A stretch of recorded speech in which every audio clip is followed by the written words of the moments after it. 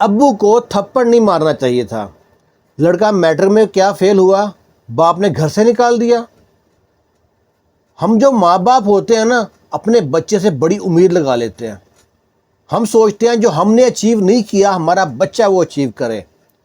بچے کی اپنی بھی سوچ ہوتی ہے, اس کو اس کے مطابق چلنے دو.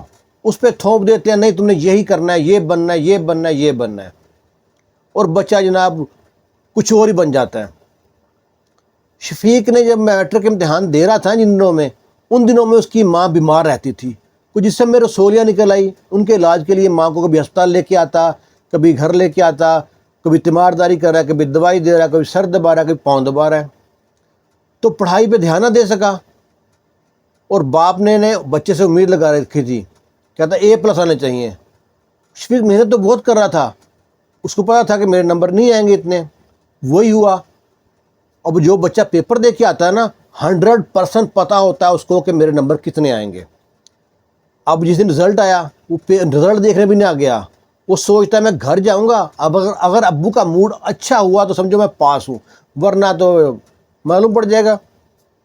ایسے ہوا, جب گھر داخل ہوا تو دیکھا باپ نے ڈنڈا پکڑا ہوا اور گھر انتظار کر رہے ہیں شفیق کا. شفیق گھر داخل ہوا, کہتا بے شرم بغیر ناک کٹوا دی میری, معاشرے میں منہ دکھانے کے قابل نہیں چھوڑا تم نے. میں تم سے امید لگا کے بیٹھا تھا A+ آئیں گے, تم تو فیل ہو گیا, تم نے یہ کارنامہ کیا ہے. اور جناب ابھی شفیق آگے بڑھ کے ابو کو بتانے ہی والا تھا کہ امی کی تیمارداری میں میرا پڑھائی پہ دھیان نہیں گیا.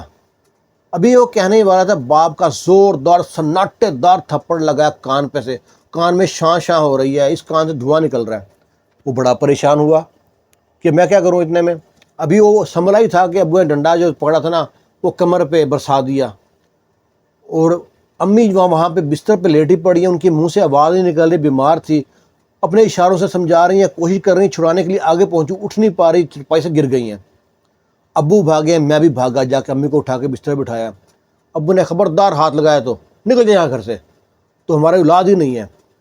جب میں ابو نے گھر سے نکالا نا, تو لڑکے نے قسم کھا لی کہ میں واپس نہیں آؤں گا اس گھر میں. لڑکا نکل گیا گھر سے, تھوڑے سے پیسے جیب میں تھے اس کے پاس, باقی خرچ جاتا تو کہاں جاتا. نکلا چلتا چلتا پہنچ گیا لاری اڈے پہ بس میں بیٹھا. کلینڈر کہتا ہے کرایہ ہے, کہاں جانا ہے. لڑکا کو کرایہ پکڑاتا ہے, کہتا ہے جہاں کرایہ ختم ہو جائے وہاں اتار دینا. کلینڈر سمجھ گیا لڑکا گھر سے بھاگا ہوا ہے. شکر ہے کہ وہاں پہ غلط ہاتھ پہ نہیں چڑھا. وہیں پہ ساتھ میں ایک بندہ بیٹھا تھا, کہتا کہیں جا رہے ہو تم. وہ کہتا کام کی تلاش میں. وہ آدمی کہتا ہے میری دکان ہے یہاں پہ موٹر سائیکلوں کی, میرے پاس کام کر لو, میں اتنی تنخواہ دوں گا, روٹی بھی دوں گا, رہائش بھی دوں گا, کھانا بھی دوں گا. لڑکا کہتا ٹھیک ہے. لڑکا اس کے ساتھ چلا جاتا ہے. وہاں اترتے ہیں تو جناب وہ دکان پہ رکھتا ہے, جو تنخواہ فکس ہوتی ہے. وہ لڑکا کام کرتا ہے پورا مہینہ, دھیان سے کام کرتا ہے, کام سیکھتا بھی ہے. مہینہ ہوتا ہے, تنخواہ مانگتا ہے.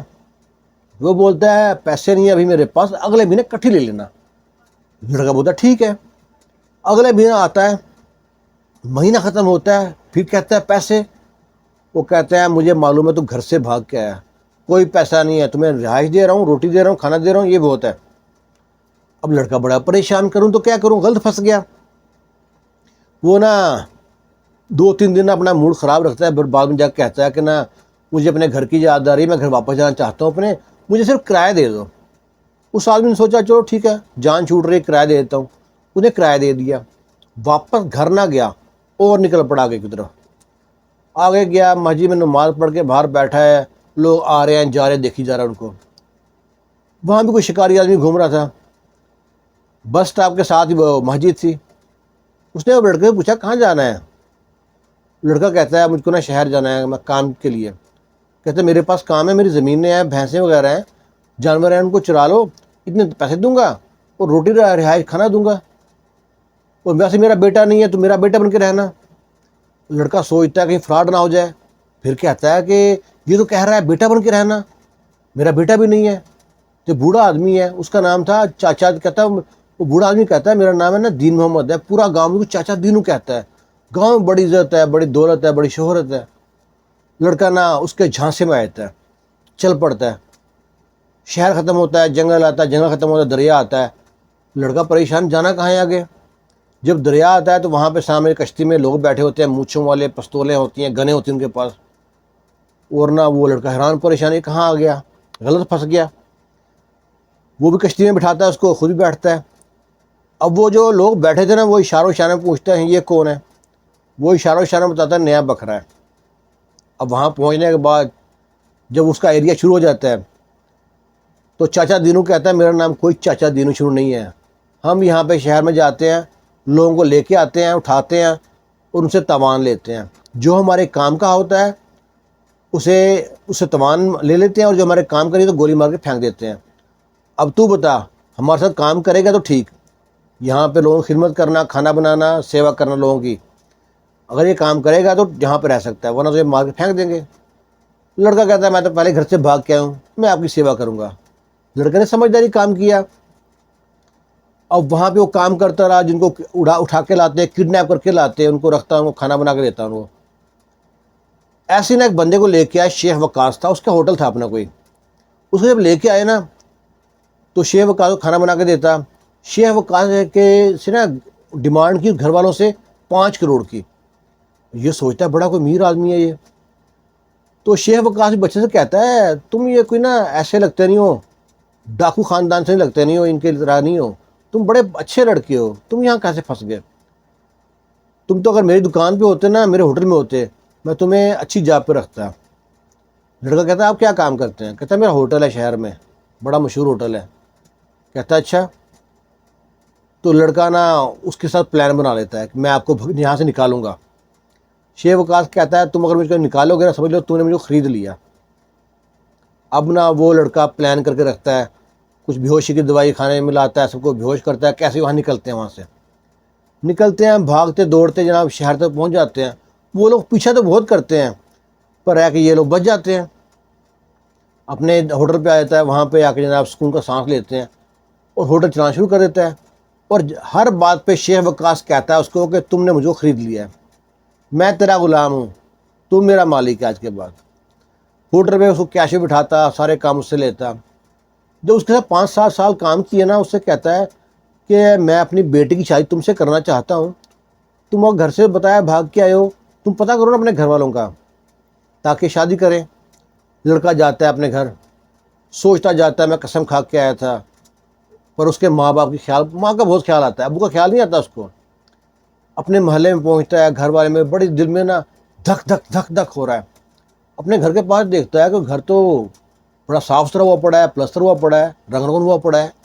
پوچھتا ہے، دروازہ پہ جاتا ہے، اندر سے ایک عورت نکلتی ہے. ہاں جی کس سے ملنا ہے؟ وہ بتاتا ہے میں ان کا بیٹا ہوں، یہ ہمارا گھر تھا. کہتا ہے وہ بیچ کے چلے گئے، کئی سال ہو گئے. ہمسائیں سے پتہ کرتا ہے، کہتے ہیں آپ کی ماں بیمار رہتی تھی، وہ بالکل مرنے والی ہو رہی تھی، شاید مر گئی ہوگی، پتہ نہیں ہے کچھ بھی، اس کے لیے آپ کے ابو نے مکان بیچ دیا تھا. لڑکا روتا ہوا ڈھونڈتا ہے ڈھانڈتا ہے، کچھ نہیں ہوتا ہے، واپس آ جاتا ہے. واپس آتا ہے شیخ وقاص سے کہتا ہے ماں باپ تو نہیں ملے، پتہ نہیں مر گئے ہیں کہ نہیں ہیں، مکان بیچ دیا انہوں نے. شیخ وقاص کہتا ہے کوئی بات نہیں، تو نے مجھے خرید لیا ہے، اتنا ہی کافی ہے. اپنی بیٹے کی شادی اس لڑکے سے کر دیتا ہے اور دکان ہوٹل سب اس کے نام کر دیتا ہے، بھی بیٹی کے نام بھی اور داماد کے نام بھی. وہ لڑکا بیٹھے بیٹھائے امیر کبیر انسان بن جاتا ہے، ہوٹل کا مالک بن جاتا ہے. 1 سے 2، 2 سے 3 برانچیں بنا لیتا ہے. اس کا سسر تو فوت ہو گیا شیخ وقاص تو. ایک دن ہوتا کیا ہے کہ نا ایک بوڑھا سا شخص، اس کی بوڑھی سی بیوی، دونوں دکان میں انٹر ہوتے ہیں. دکان میں انٹر ہونے کے بعد نا، ہوٹل میں انٹر ہونے کے بعد ویٹر کو بلاتے ہیں، کہتے ہیں یہاں پہ جو سب سے سستا کھانا ہے نا وہ لے کے آ جاؤ. وہ لڑکا جو ہوتا ہے نا ہوٹل کا مالک جو بن گیا ہوتا ہے شفیق، وہ کہتا ہے کیا کہہ رہا ہے یہ بوڑھا آدمی؟ کہتا ہے سب سے سستا کھانا مانگ رہا ہے.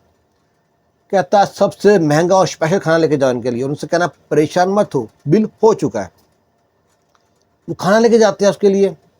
جب کھانا پیش کرتے ہیں وہ بزرگ دیکھ کے پریشان، اتنا سارا کھانا ہم تو آرڈر نہیں کیا، ہمارے تو پیسے نہیں ہیں. کہتے ہیں آپ پریشان مت ہو، بل ہو چکا ہے. کہتے ہیں اچھا جی. وہ جناب کھانا کھاتے ہیں. وہ پوچھتا ہے بوڑھے کو خیریت ہے آج آپ یہاں کھانا کھانے آئے ہو؟ ویٹر پوچھتا ہے. وہ کہتے ہیں آج ہماری شادی کی سالگرہ ہے. اب وہ جناب کہہ کے جاتا ہے، مالک کو بتاتا ہے ایسے ایسے بات ہے.